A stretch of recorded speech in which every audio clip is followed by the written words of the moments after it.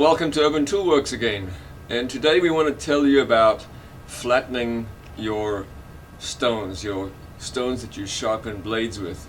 Why do we flatten our stones? Well, most stones these days are not made out of natural materials like Arkansas stones. They are man-made stones that are either a clay matrix or a ceramic matrix, and while they're hard, they're not nearly as hard as some of the natural stones. And so over time, your stone will dish in the center. Think of it like this, that the larger your blade is, the less pressure you have on the stone. The narrower your blade is, let's say a 3mm or a 1/8 inch chisel, will have very high pressure on the stone surface and will dish the stone more readily. So over time, your stone no longer is flat, your blades become naturally cambered, and that isn't necessarily what we're trying to achieve. So we do have a real simple way of flattening the stones using a diamond coated lapping plate. DMT makes this plate. It's 150 grit, and I want to show you the process. Okay, so this is the DMT diamond coated lapping plate. It's a good idea to make sure it's wet. And now let's have a look at the stone.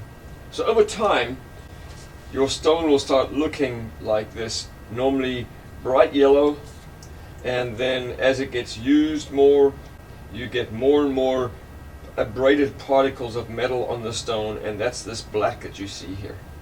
So we want to flatten this stone, and let's see what it takes. Quite often we get asked, how do we know when the stone is actually now flat? Well, really, when these black marks are gone is when it's flat. But one way you can do that is just simply take a pencil and make some lines across the stone, and when those lines are gone, then you know that it is from the outside to the center is coplanar.